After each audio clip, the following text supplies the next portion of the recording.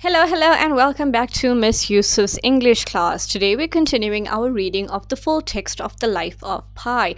We have finished 17 chapters thus far, and you can find the videos for the other chapters on the channel. But in this video, I'm going to cover chapter 18, 19, 20, 21, and 22. And the reason for this is because they are a series of much shorter chapters, and it makes a lot more sense to put them into one continuous video. With that said, let's get into chapter 18. Islam followed right behind. Hardly a year later, I was 15 years old and I was exploring my hometown. The Muslim quarter wasn't far from the zoo, a small quiet neighborhood with Arabic writing and crescent moons inscribed on the facades of the houses. I came to Mullah Street. I had a peek at the Jamia Masjid, a great mosque, being careful to stay on the outside, of course. Islam had a reputation worse than Christianity's: fewer gods, greater violence, and I had never heard anyone say a good thing about Muslim schools. I wasn't about to step in, empty though the place was. The building, clean and white except for various edges painted green, was an open construction unfolding around an empty central room.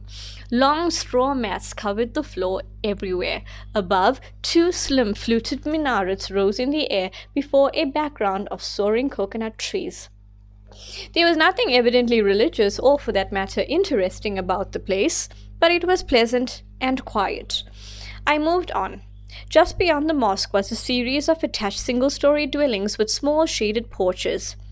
They were run down and poor, their stucco walls a faded green. One of the dwellings was a small shop. I noticed a rack of dusty bottles of Thumbs Up and 4 transparent plastic jars half full of candies. But the main ware was something else, something flat, roundish and white. I got close. It seemed to be some sort of unleavened bread. I poked at one. It flipped up stiffly. They looked like 3-day-old naans. Who would eat these, I wondered. I picked one up and wagged it to see if it would break. A voice said, "Would you like to taste one?" I nearly jumped out of my skin. It's happened to all of us. There's sunlight and shade, spots and patterns of color. Your mind is elsewhere, so you don't make out what is right in front of you. Not 4 feet away, sitting cross-legged before his bread, was a man. I was so startled, my hands flew up, and the bread went sailing halfway across the street. It landed on a pat of fresh cow dung. "I'm so sorry, sir, I didn't see you," I burst out. I was just about ready to run away. "Don't worry," he said calmly. "It will feed a cow. Have another one." He tore one in 2. We ate it together. It was tough and rubbery, real work for the teeth, but filling. I calmed down. "So, you make these?" I said to make conversation. "Yes." "Here, let me show you how." He got off his platform and waved me into his house. It was a 2-room hovel. The larger room, dominated by an oven, was the bakery, and the other, separated by a flimsy curtain, was his bedroom. The bottom of the oven was covered with smooth pebbles. He was explaining to me how the bread baked on these heated pebbles when the nasal call of the muezzin wafted through the air from the mosque. I knew it was the call to prayer, but I didn't know what it entailed. I imagined it beckoned the Muslim faithful to the mosque, much like bells summoned us Christians to church. Not so.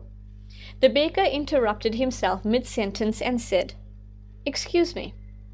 He ducked into the next room for a minute and returned with a rolled-up carpet, which he unfurled on the floor of his bakery, throwing up a small storm of flour.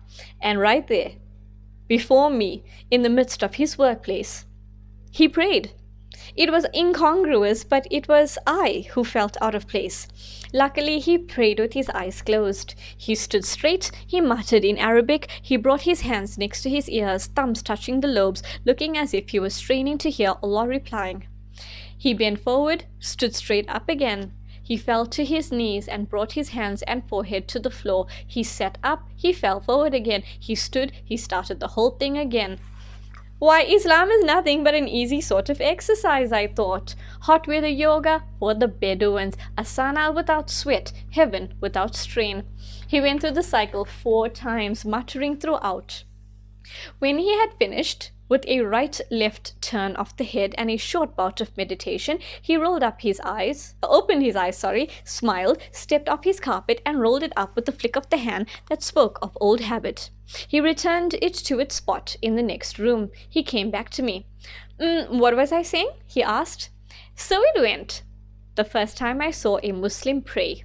Quick, necessary, physical, muttered, striking. Next time, I was praying in church on my knees, immobile and silent before Christ on the cross, the image of the calisthenic communion with God in the middle of bags of flour kept coming to my mind." Chapter 19. I went to see him again. "What is your religion about?" I asked him.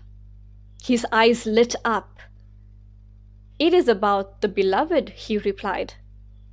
"I challenge anyone to understand Islam, its spirit, and not to love it. It is a beautiful religion of brotherhood and devotion." The mosque was truly an open construction to God and to breeze.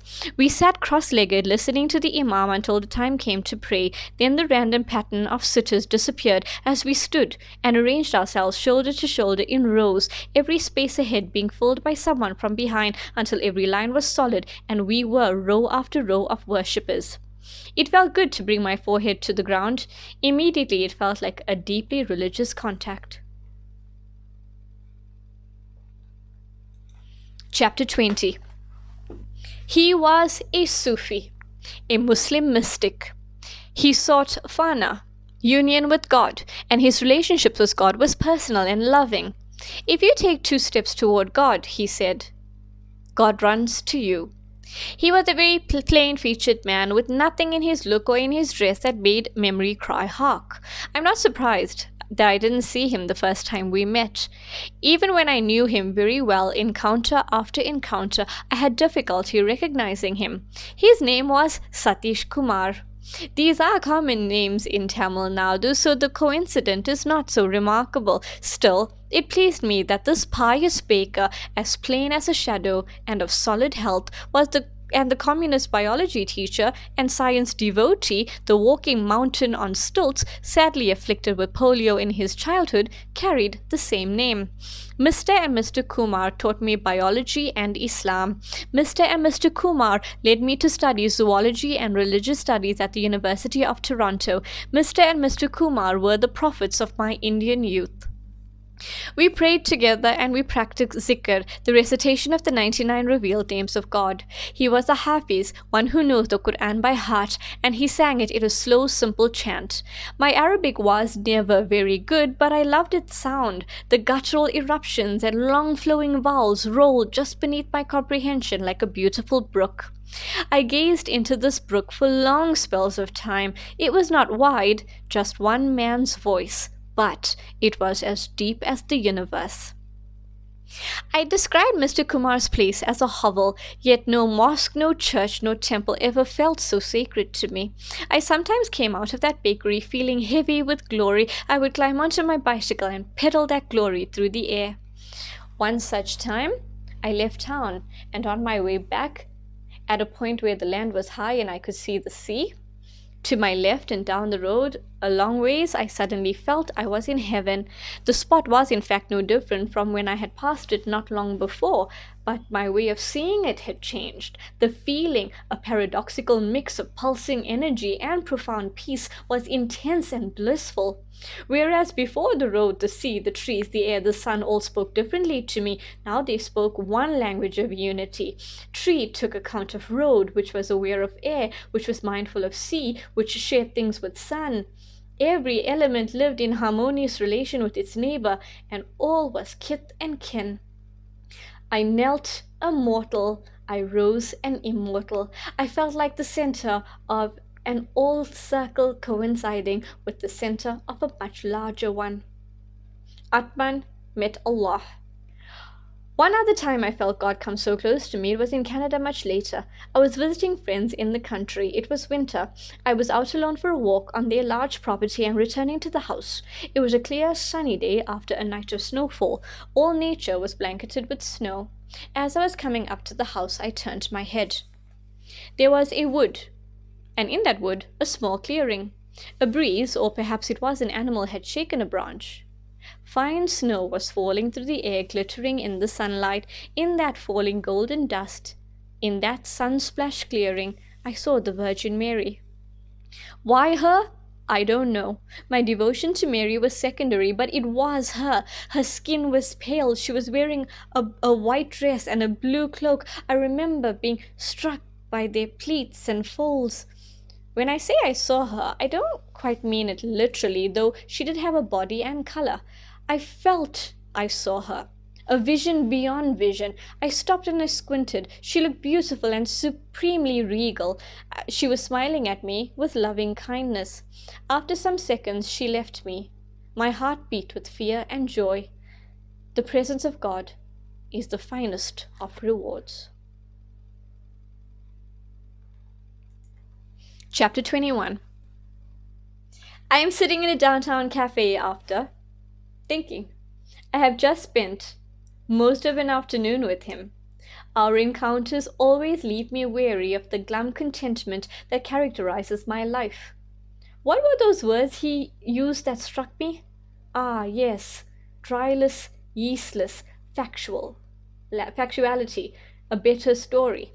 I take pen and paper out to write words of divine consciousness, moral exaltation, lasting feelings of elevation, elation, joy, a quickening of the moral sense, which strikes one as more important than an intellectual understanding of things, an alignment of the universe along moral lines, not intellectual ones. A realization that the founding principles of existence is what we call love, which works itself out sometimes, not clearly, not cleanly, not immediately, nonetheless, ineluctably. I pause. What of God's silence? I think it over. I add, an intellect confounded, yet a trusting sense of presence and of ultimate purpose.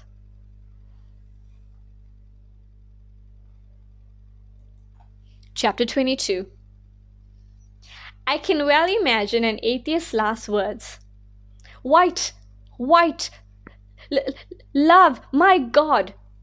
And the deathbed leap of faith, whereas the agnostic, if he stays true to his reasonable self, if he stays beholden to dry, yeastless factuality, might try to explain the warm light bathing him by saying, possibly a failing oxygenation of brain, and to the very end, lack imagination, and miss the better story. Right, this brings us to this video where we read chapter 22, well 18 to 22, and I will follow this up with chapter 23 in the next video. Until then, take care of yourself. I'll see you on chapter 23.